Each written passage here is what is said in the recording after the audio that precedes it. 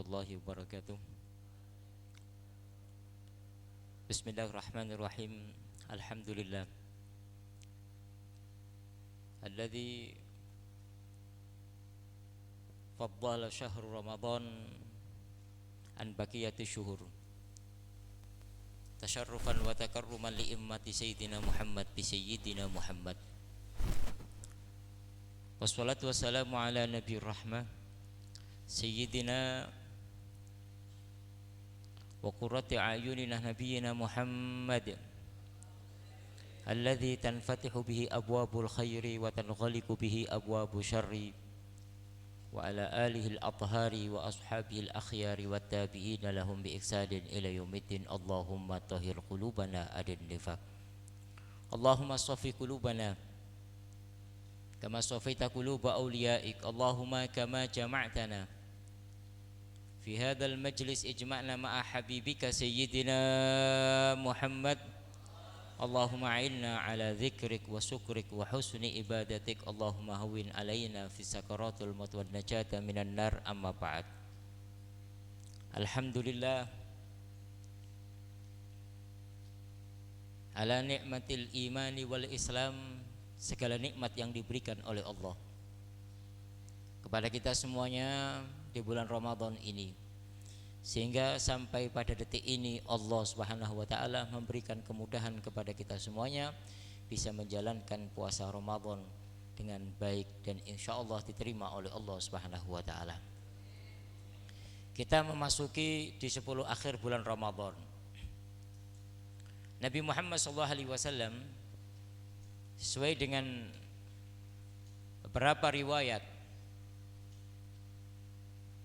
menegaskan bahwa idza ja'al asyrul awakhir, kalau datang 10 akhir bulan Ramadan, syadda mi'zarahu wa ayqadha ahlahu. Rasulullah SAW kalau datang 10 akhir bulan Ramadan itu mengencangkan ikat pinggangnya. Maksudnya apa?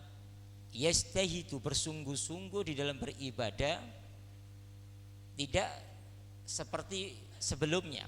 Artinya bukan berarti sebelumnya Rasulullah tidak sungguh-sungguh beribadah. Sebelum 10 akhir Ramadan Rasulullah bersungguh-sungguh di dalam beribadah, tapi masuk di 10 akhir dinaikkan ibadahnya, ditingkatkan ibadahnya, wa ayqadha ahlahu, dan membangunkan keluarga Nabi Muhammad SAW untuk bangun malam untuk bermunajat kepada Allah Subhanahu wa taala. Oleh karena itu di 10 akhir ini kesempatan kita untuk memohon kepada Allah, untuk meminta kepada Allah, untuk bertadarruk kepada Allah. Belum tentu di tahun berikutnya kita diberi kesempatan oleh Allah. Kita memohon kepada Allah agar dipanjangkan umur kita oleh Allah Subhanahu wa taala sehingga kita akan memenuhi Ramadan dan Ramadan. Akan tapi yang namanya umur tidak ada yang tahu kecuali Allah. Maka kesempatan ini harus kita pakai, ya. Dengan apa? Satu, dengan banyak berzikir kepada Allah, sholat malam, kemudian banyak membaca Al-Quran. Semoga Allah Subhanahu wa taala memberikan kemudahan kepada kita semuanya.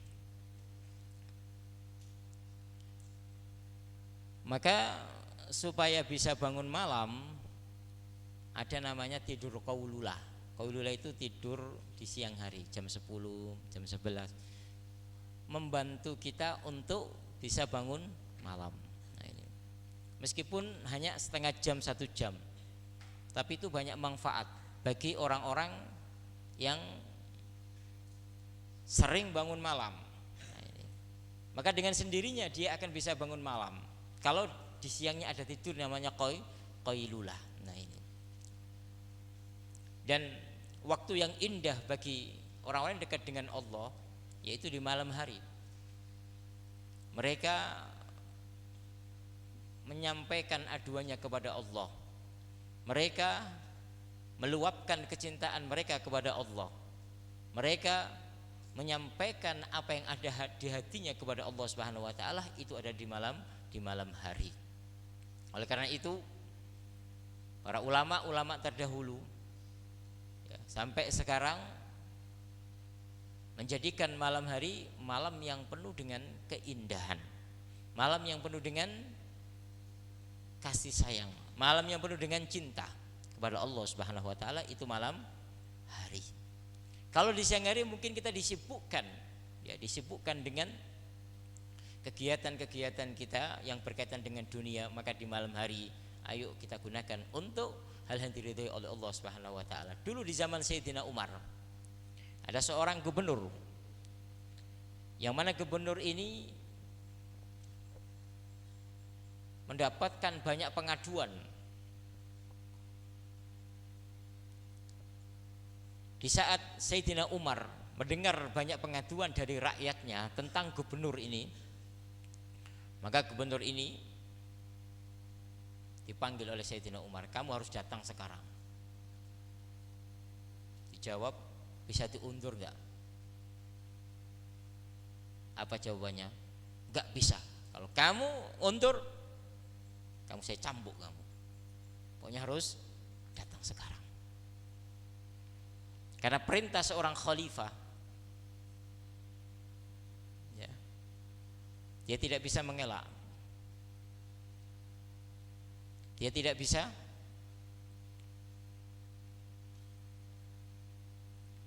menolaknya. Maka beliau datang di hadapan Sayyidina Umar radhiyallahu anhum.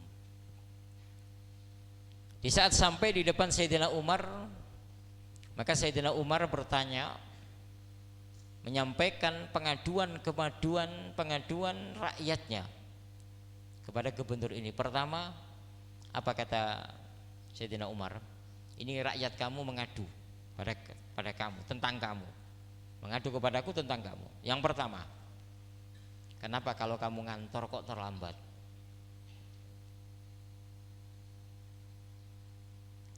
Orang ngantor harus disiplin. Jam 7 kamu ngantornya terlambat.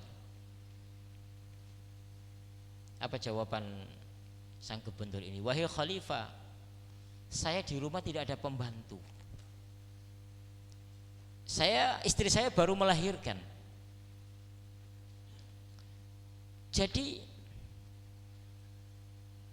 sebelum saya pergi ngantor, saya harus membuat makanan, masak dulu. Ini gubernur.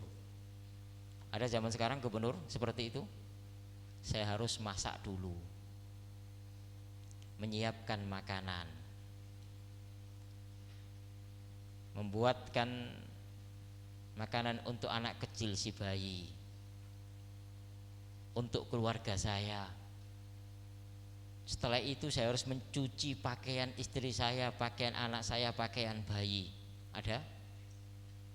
Ada zaman sekarang seorang gubernur. Nah ini. Setelah itu saya rapikan urusan dapur, saya nyapu. Setelah selesai baru pergi saya ke kantor. Ini gubernur di zaman Sayyidina Umar. Apa jawaban Sayyidina Umar? Saya terima alasan kamu. Saya terima. Yang kedua, kata Sayyidina Umar,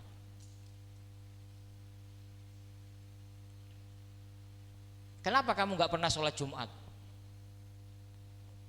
Seharusnya kamu seorang pemimpin, gubernur, ngasih contoh sholat Jumat tepat waktu. Kamu gak pernah sholat Jumat. Apa jawaban sang gubernur? Wahai khalifah, bagaimana saya bisa melakukan sholat Jumat? Wong saya ini hanya punya satu pakaian. Kesempatan saya untuk mencuci di hari Jumat. Kalau saya tidak mencuci pakaian saya di hari Jumat, berarti saya harus tidak ngantor, gak bisa ngantor. Jadi di saat hari Jumat saya ke sungai, saya merendam di sungai sambil nunggu pakaian saya supaya kering. Saya cuci, kemudian saya keringkan. Baru selesai kering, baru pergi saya. Dan kesempatanku hanya di hari Jumat. Ada gubernur seperti ini? Kamu punya berapa baju? Ini gubernur ini. Kalau kita punya masya Allah berapa banyak baju itu. Ini gubernur di zaman Khalifah Umar radhiyallahu anhu. Tidak punya apa-apa. Warok.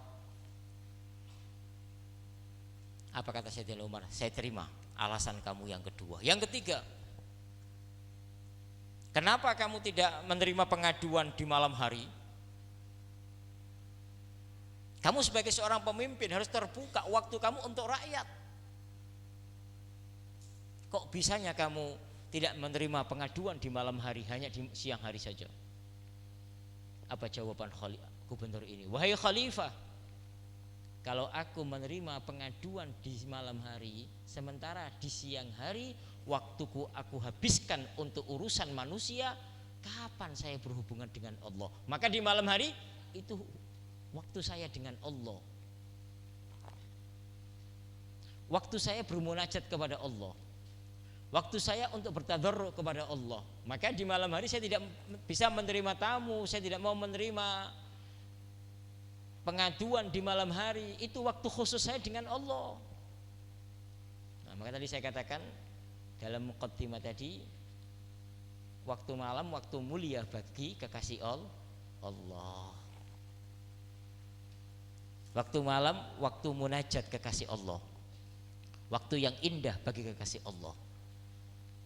Seperti gubernur ini, di siang hari urusan pekerjaan berkaitan dengan manusia, di malam hari urusan apa?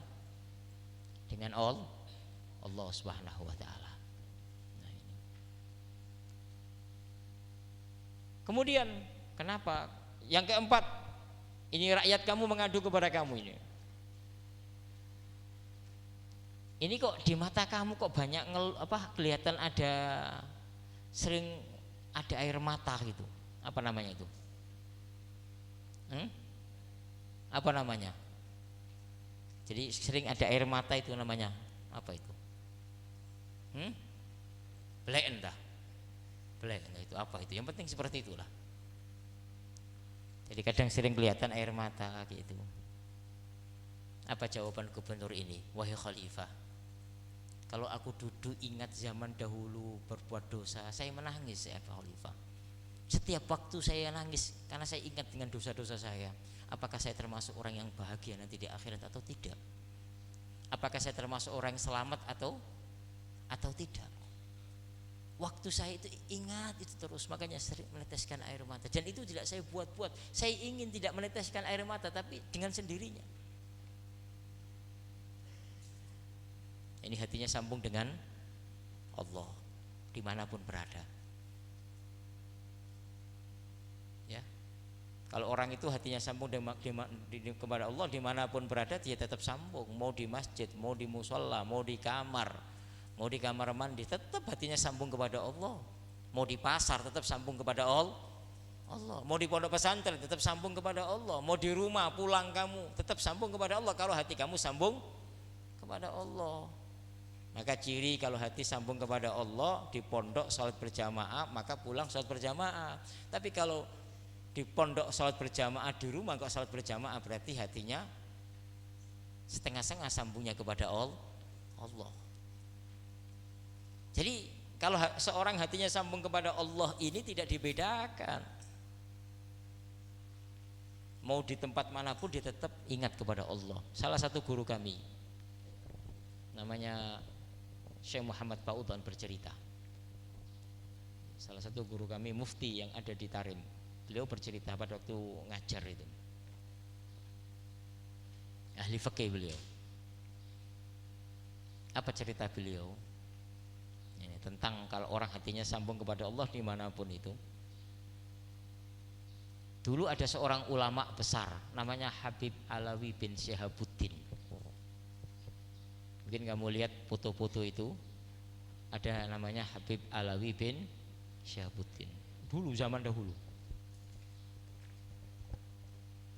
Habib Alawi ini seorang wali besar, punya haibah wibawa di zamannya. Semua ulama tunduk di depan beliau di zaman itu. Satu ketika beliau itu ya berjalan di perkampungan, lewat kampung ke kampung, jalan-jalan kecil di kampung lewat. Nah, itu kan. Kemudian apa? Melihat ada seseorang Seseorang ini sedang apa? Membersihkan WC, got, saluran air. Orangnya hitam, jelek. Akhirnya Habib Alwi mengucapkan salam, assalamualaikum. Gak dijawab.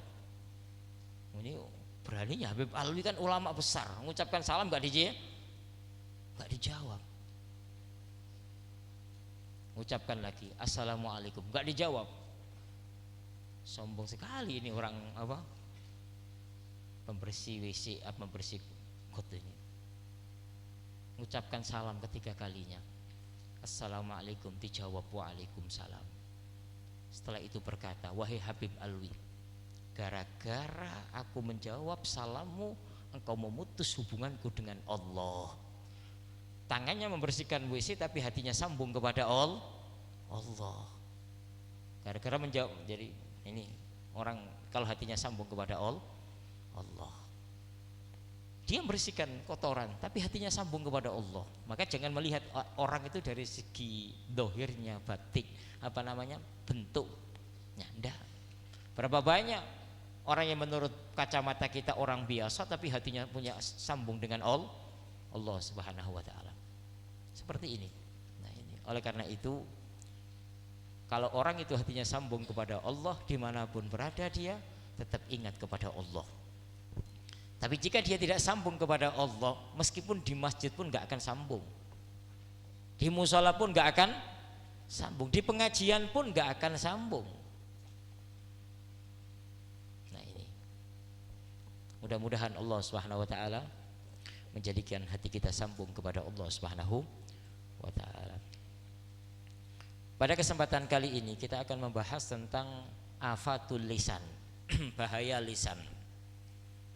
Karena di dalam bab fikih puasa, sebagaimana yang saya terangkan kepada kamu sekalian pada kesempatan yang lalu,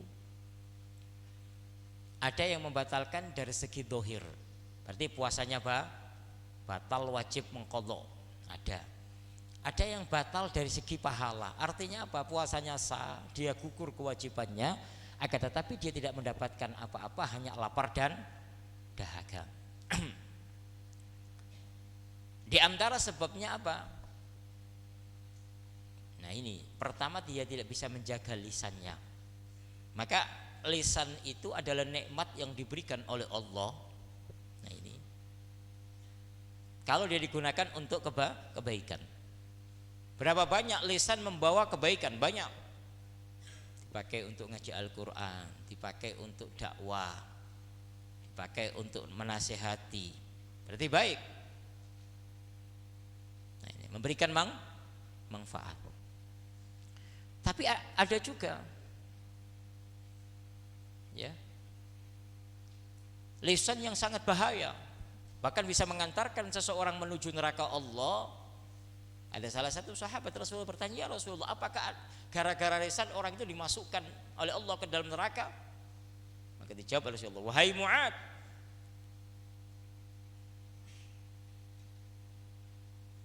berapa banyak orang itu dimasukkan oleh Allah gara-gara apa? Dia tidak bisa menjaga lisannya. Wahal yukabbun nasu fin nari ala wujuhim aw ala manakhirhim illa hasaidu al-sinatihim. Banyak, berapa banyak orang dimasukkan oleh Allah ke dalam neraka Allah gara-gara apa? Urusan mulut, kata Rasulullah ini. Banyak orang ahli ibadah, tapi karena dia tidak bisa menjaga lisannya, dimasukkan oleh Allah ke dalam neraka Allah. Ahli puasa, ahli sedekah, ahli ibadah, lisannya berzikir terus, malam bangun malam, siang puasa sunnah, uangnya masya Allah disodakokan, tapi dia endingnya masuk neraka. Kenapa? Ini tidak bisa menjaga lisannya. Berapa banyak kebaikan yang dilakukan oleh seorang hamba, akan tetapi kebaikan tersebut habis gara-gara lisannya. Oleh karena itu apa kata Nabi Muhammad, man kana yu'minu billahi wal yaumil akhir falyakul khairan aw liyasmut. Barang siapa yang beriman kepada Allah, nah ini, hendaklah dia mengatakan kebaikan atau diem, lebih baik. Maka dalam riwayat diterangkan ingkana kalamu zahaban wassukutu ingkanal kalamu fiddatan wassukutu zahaban. Kalau bicara itu perak, maka diem itu adalah emas. Orang kalau banyak bicaranya akan ketahuan kalau dia itu bodoh. Dia itu bodoh, tapi karena diem nggak ketahuan bodohnya. Tapi di saat banyak bicaranya ketahuan bodohnya nggak? Ketahuan, terbongkar. Yang kedua, orang yang banyak bicaranya nggak ada haibahnya, benar nggak? Nggak punya wibawa. Benar nggak? Nah, itu. Maka diem itu adalah menutupi kebodohan seseorang itu. Dan apa? Dan hiasan bagi seorang alim. Itu diem. Semakin banyak Anda bicara, maka semakin orang lain tahu kekurangan Anda. Semakin Anda banyak bicara, maka orang lain tidak akan menghargai Anda. Benar? Kenapa? Kalau orang itu banyak bicaranya, biasanya banyak gedubrusnya. Tahu gedubrus? Banyak dustanya. Jadi satu kalimat ditambah menjadi 10 kalimat, dirangkai menjadi 10 kalimat. Benar enggak? 2 kalimat menjadi 20 kalimat. Makanya jangan jadi orang itu dagelan. Apa yang penting orang lain bahagia, tapi meskipun dengan dusta enggak boleh. Yang penting orang lain tertawa, meskipun harus dengan berdusta, maka tidak boleh, harus menjaga lisan kamu.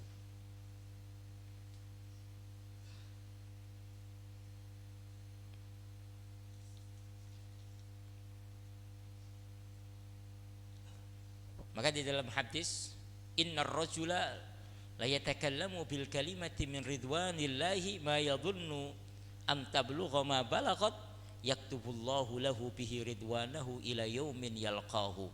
Sesungguhnya seorang laki-laki yang berbicara dengan kalimat yang mana kalimat ini mendatangkan ridha Allah, maka dia akan sampai pada ridha Allah, sehingga Allah menulis satu keridhaan baginya di saat dia menghadap Allah Subhanahu wa taala.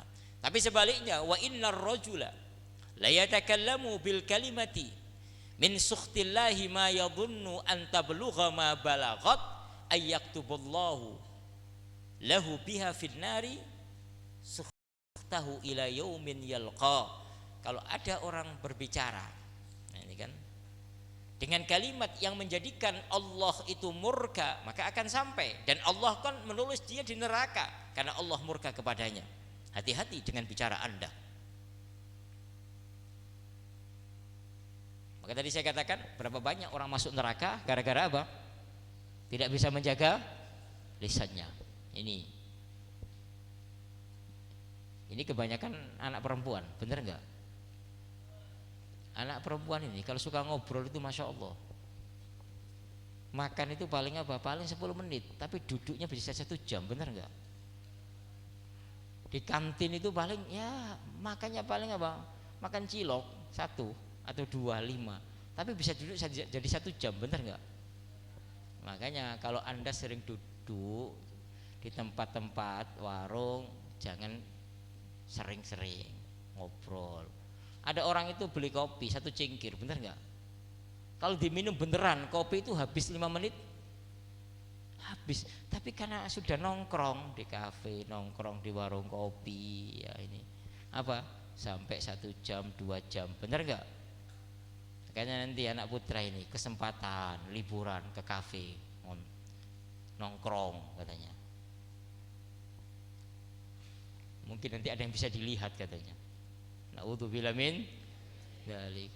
Cuci mata katanya. Na'udzubillah min dzalik. Nongkrong sambil nongkrong. Sudah matanya berdosa, mulutnya berdosa, duduknya berdosa. Meninggal sambil duduk sambil ngopi dicabut nyawanya oleh Allah. Su'ul khotimah atau khusnul khotimah? A'udzubillah min dzalik. Kamu santri nggak mungkin hati-hati kamu. Makanya hati-hati ini ya, nanti janjian goncengan ini ternyata tabrakan. Ayo. Sambil gonceng perempuan lainnya. Gimana? Su'ul khotimah atau husnul khotimah? Su'ul khotimah. Janjian di kafe, ketemu di kafe, kena gempa, meninggal. Su'ul khotimah enggak? Su'ul khotimah. Na'udzubillah min. Berapa banyak kejadian seperti itu. Nah, makanya hati-hati. Jangan bicarakan saya masih muda, ada waktu untuk istighfar, ada waktu untuk taubat kepada Allah. Iya, kalau hidup kamu masih panjang, ternyata apa? Dicabut nyawanya oleh Allah. Berapa banyak anak-anak yang meninggal dalam umur yang masih muda? Banyak sekali. Paham? Makanya ini dijaga. Ya, kalau ingin ke kafe ya jaga harga diri ya secukupnya lah. Sama keluarga nggak apa-apa. Makan apa di mana, rumah makan. Mungkin karena di pondok jarang pergi, ikut sama keluarganya makan di rumah makan, nggak apa-apa lah. Tapi jangan banyak ngobrolnya. Ya ngobrol yang baik-baik lah sama keluarga. Paham? Tapi juga jangan diem aja. Katanya buat jejak ngomong, nggak boleh bicara, diem. Jangan begitu. Ya bicara. Nanti orang tua kamu bilang, ini apa ini anak ini? Kok aneh ini? Ada kelainan kok nggak mau. Nah, tidak seperti itu juga ya. Kadang bicara, kadang. Jadi kadang ada orang itu ngomong terus, nggak ada apa, nggak ada remnya. Tahu nggak ada remnya? Makanya mulut itu kan nggak ada tulangnya. Mulut ada tulangnya? Nggak ada. Makanya ngomongnya lancar terus itu mulut. Karena nggak ada tulang, nggak pakai tulang. Itu. Maka Sayyidina Abu Bakar radhiyallahu anhu itu meletakkan beberapa batu di mulutnya. Ditanya oleh beberapa sahabat Rasulullah, kenapa kau letakkan di mulut kamu beberapa batu? Iya, supaya aku tidak berbicara kecuali kebaikan. Untuk otomatis kalau diletakkan batu dia nggak bisa bicara, menjaga bener. Ya kamu jangan seperti itu juga. Nanti dibilang sama keluarga kamu ini aneh ini. Ya normal. Sewajarnya manusia, kadang bicara, kadang diem. Jangan nerocos terus. Diajak ngobrol sama orang tuanya ngomong 3 kalimat, kamu sudah ngomong 50 kalimat. Ada enggak? Ada enggak? Banyak. Nah, ini kurang bener. Ini kurang bener. Nah, ini. Itu yang berkaitan dengan lisan. Maka para ulama mengatakan di antara afatul lisan, bahaya lisan yang pertama adalah al-kadzibu, dusta. Apa kata Nabi Muhammad? Man arada ayyal'ana nafsahu falyakdzib. Barang siapa yang ingin melaknat dirinya sendiri, hendaklah dia berdusta. Mana melaknat ini dijauhkan dari rahmat Allah. Innal kadziba yahdi ilal fujur wa innal fujura, kata Rasulullah, yahdi ilan nar wa la yazalul abdu yakdzibu wa yataharral kadziba hatta yuktaba indallahi kadzdzaba.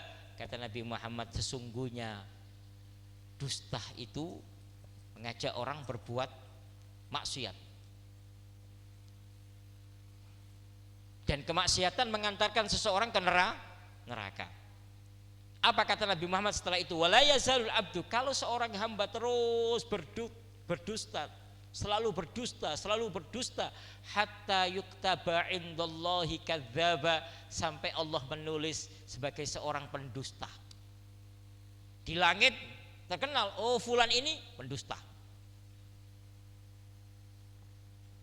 Paham? Di dunia pun akan terkenal.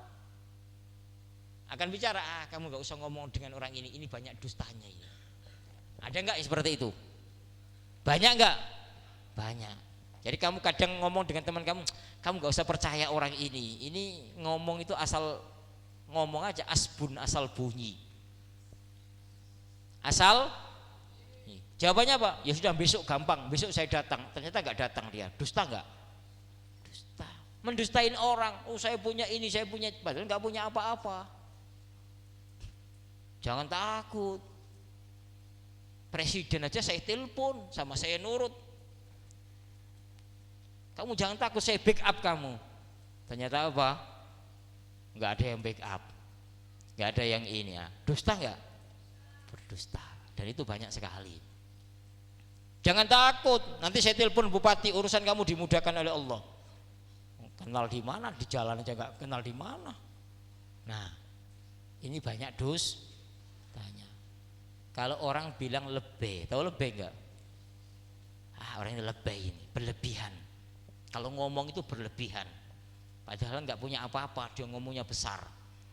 Asal bicara. Jangan, hati-hati. Maka kamu akan ditulis oleh Allah hatta yuktaba indallahi kadzdzaba. Kalau ditulis oleh Allah sebagai pendusta, maka ahli langit melihat kamu sebagai pendusta. Di dunia pun ahli bumi akan memanggil kamu sebagai pendusta. Kamu kemanapun tidak akan dipercaya.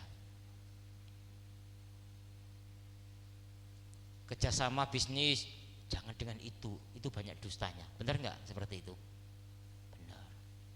Makanya hati-hati kamu. Ini kita harus belajar. Muamalah kita di mana? Di pondok ini ya harus seperti itu. Muamalah dengan benar, paham? Kamu dengan teman kamu nggak boleh berdusta meskipun bercanda, nggak boleh. Udah kamu pergi dulu, nanti saya nyusul. Ternyata dia tidur, berdusta nggak? Berdusta. Main-main. Gak bisa main-main. Kalau kamu sering kayak seperti itu akan terbiasa sehingga kamu ditulis oleh Allah sebagai pendusta. Benar gak? Benar gak? Mudah-mudahan Allah memberkahi kita semuanya. Nah, ini menjauhkan kita dari sifat al-kadzib, dusta. Kadang dia berani berdusta kepada gurunya. Ada gak? Ada gak?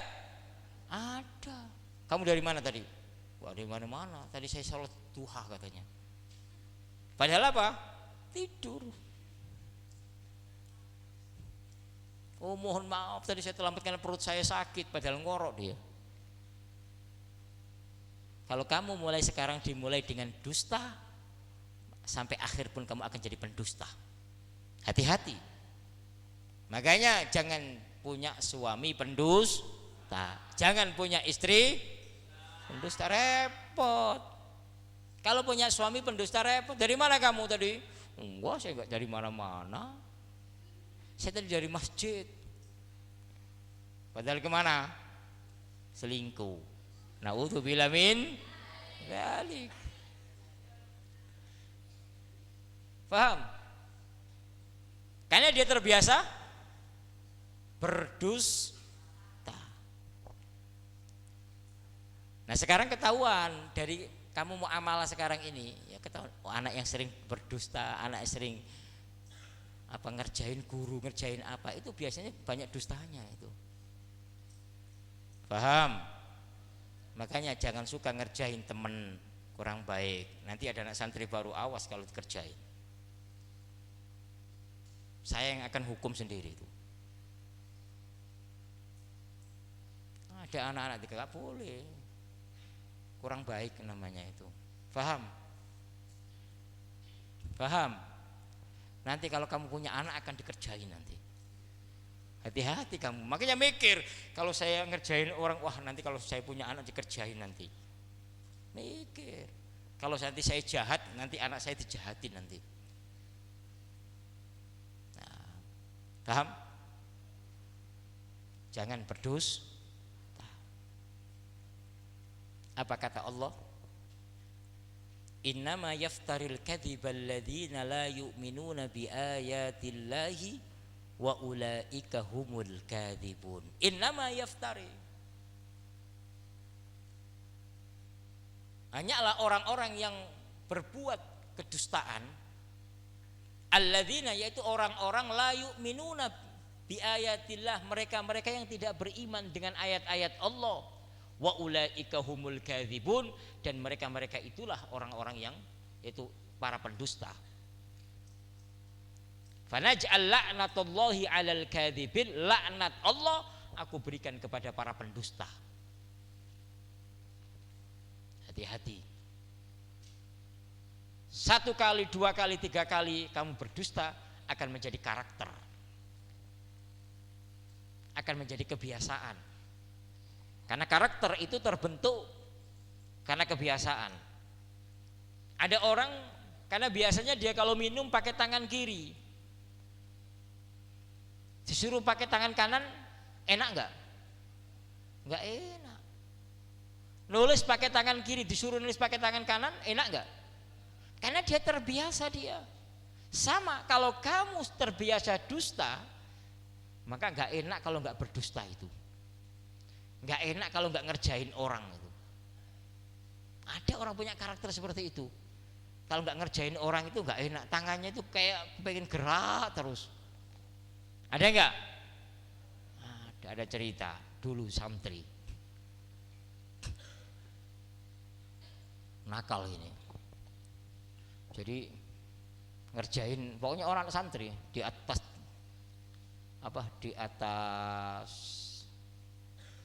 pintu dikasih timba yang ada air itu campur kotoran manusia.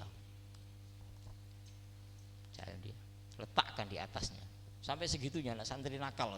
Nakalnya bentar ini. Paham? Akhirnya apa? Dia pergi ngerjain. Dia lupa, ingat cari mana. Saya tadi uang saya 100.000 ketinggalan di kamar, lari dia takut diambil. Oh, orang lari masuk pintu, jatuhin tembak kena kotoran manusia. Nah, hati-hati kamu. Nggak sadar, Allah balas seketika itu. Seandainya Allah tidak membalas ketika itu, nanti di waktu lain akan dibalas. Biasanya kalau orang itu banyak mendapatkan balasan di musim haji kadang-kadang itu. Atau di tempat lain, apa firman Allah? Wa jazaa'u sayyi'atin sayyi'atun mithluha, kejelekan akan dibalas dengan kejelekan. Namanya karma. Faham? Ada anak santri itu nakal, masya Allah, kalau tidur kaki temennya dicancang, dikasih tali. Bangun, cek bangun. Celananya dicantolin kayu, tali. Bangun, tarik celananya. Nah, nakal seperti itu. Jangan seperti itu. Banyak itu. Oleh karena itu, seseorang yang mengganggu orang akan diganggu. Kembali apa yang saya sampaikan, biasakan jadi orang benar. Sidik, tidak pernah berdusta. Nah, semoga sesuai dengan namanya. Amin. Sayyidina Abu Bakar dijuluki As-Siddiq karena nggak pernah berdusta. Nah, paham?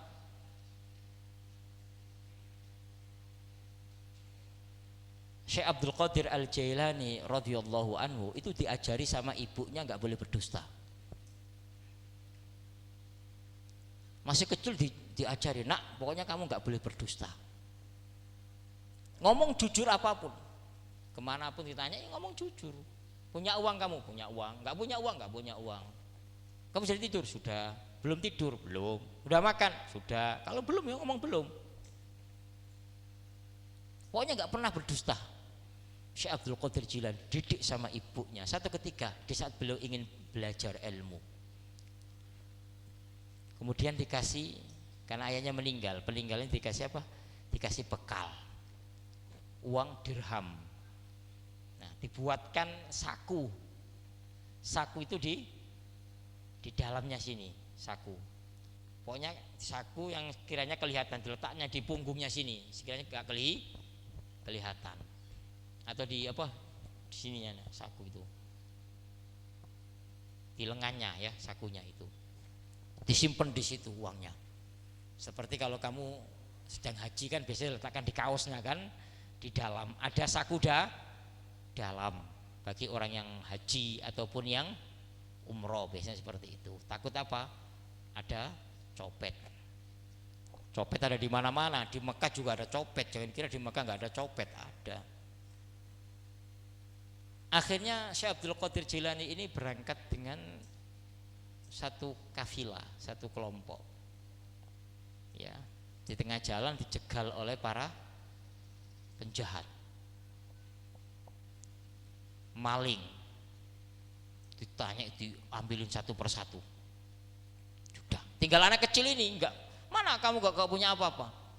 Ada, ini milik saya ini. Ini ada di saya punya, ada uang banyak ini, dirham ini. Di mana uangnya? Ada di sini. Kaget penjahat ini. Lalu bertanya, untuk apa kamu ceritakan? Tujuan uang diletakkan di lengan kamu itu supaya nggak ada orang yang tahu. Kalau ada orang yang ingin mencuri, nggak tahu kalau punya uang di situ kamu. Kok kamu saya tanya, kamu jujur, kamu ngomong apa adanya. Apa jawaban Syekh Abdul Qadir Jilani? Iya, karena aku dipesan oleh ibu saya, kamu jangan pernah berdusta. Ya sudah, saya apa adanya. Kalau kamu ingin ngambil, ya ambil aja ini uangnya.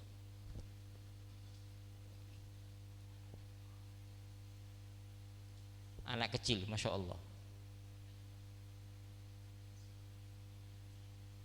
Kamu lagi punya es krim 3, diminta sama adik kamu minta 1, nggak ada, habis. Benar nggak? Berdusta nggak? Dusta nggak boleh, meskipun itu adik kamu. Diminta sama adik kamu, minta uangnya lah 10.000, nggak ada, habis katanya. Berdusta nggak boleh. Akhirnya penjahat ini mikir, anak kecil ini saja selalu memegang pesan orang tuanya, meskipun orang tuanya tidak ada, orang tuanya tidak melihat. Bagaimana dengan saya? Allah melihat saya, Allah melihat kapanpun. Bahkan ditanya, wahai anak kecil, kenapa kamu kok bicara jujur? Ya ibu saya nggak ngajari saya nggak boleh berdusta. Kan ibu kamu nggak ada, tapi Allah tahu, kata anak kecil ini. Allah melihat saya berdusta, makanya saya nggak mau berdusta. Ini uangnya ada di sini. Penjahat mikir, oh ini anak kecil aja takut kepada Allah. Allah melihat saya ini sudah dewasa, masa kalah dengan anak kecil ini. Akhirnya apa? Para gerombolan penjahat ini bertobat di hadapan anak kecil namanya Syekh Abdul Qadir Al-Jailani. Berangkat dari apa? Sifat jujur, gak pernah berdusta. Coba, nah ini. Maka jujur ini akan apa? Akan memunculkan satu keajaiban. Kalau kamu punya sifat jujur kamu dan amanah tanggung jawab, kamu hidup di dunia itu nggak sulit kamu. Karena orang banyak percaya kepada kamu, ingin usaha dititipkan investasi uang, gampang kamu. Ingin bangun pondok pesantren, banyak yang ngasih tanah pada kamu, banyak yang bantu kamu, karena kamu jujur, nggak repot. Maka dibangunlah hidup ini dengan kejujuran. Tidak boleh ada dusta di antara kita, kan gitu. Ya. Nah, orang pacaran itu dibangun dengan dusta.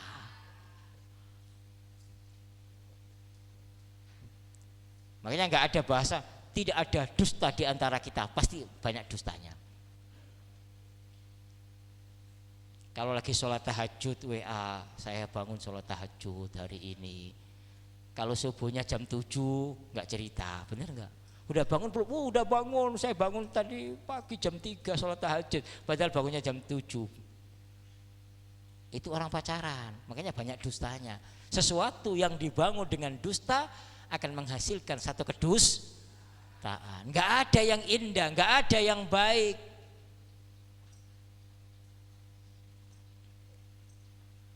Bener enggak? Bener enggak?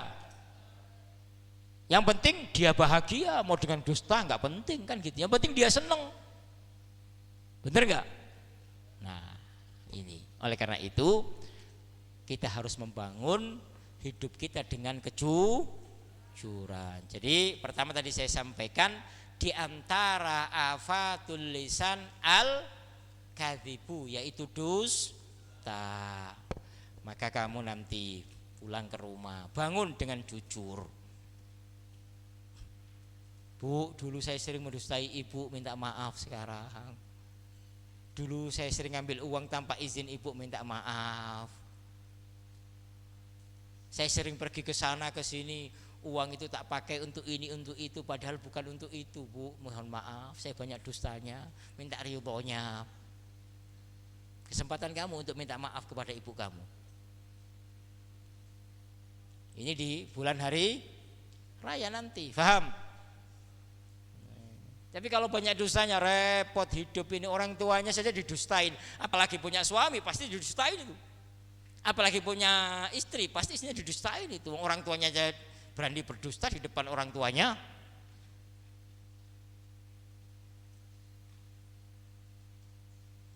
Malaikat aja dilawan. Paham? Paham? Bangun hidup kamu dengan jujur.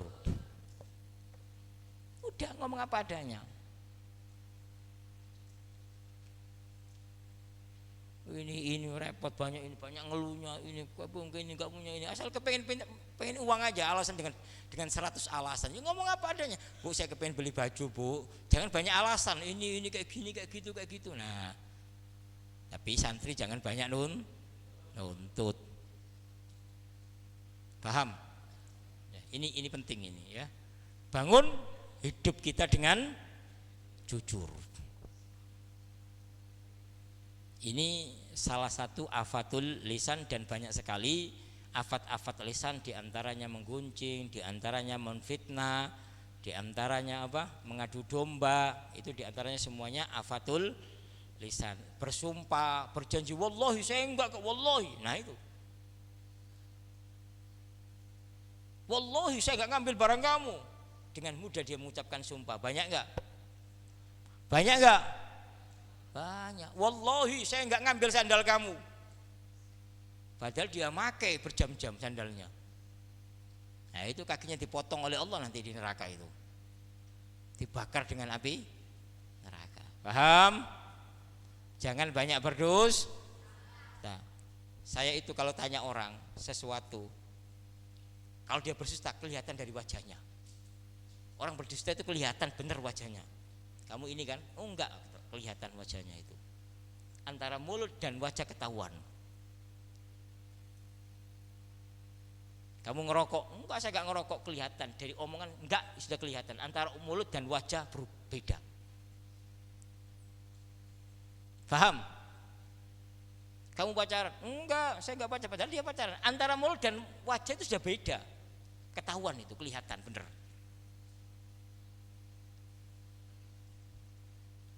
Jangan banyak berdusta. Hidup tidak akan ada berkahnya. Wallahu a'lamu bissawab. Ada yang bertanya? Silakan. Tidak ada? Ada yang bertanya? Enggak ada. Asyhadu an la ilaha illallah astaghfirullah nas'alukal jannata wa na'udzubika minan nar. Asyhadu an la ilaha illallah astaghfirullah nas'alukal jannata wa na'udzubika minan nar.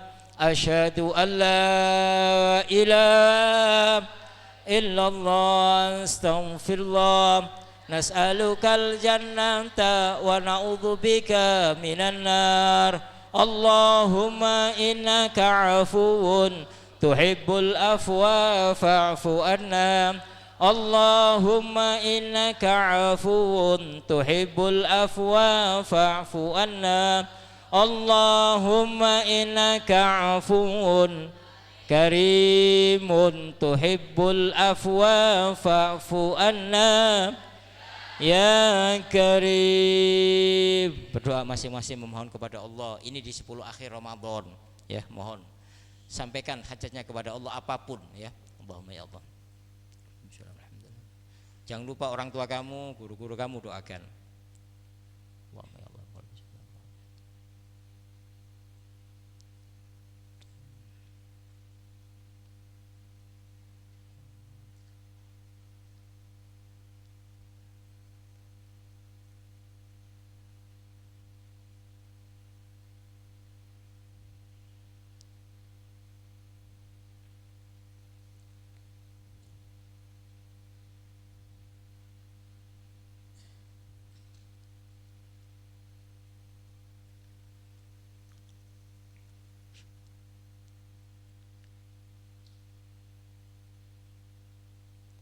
Anta Rasul.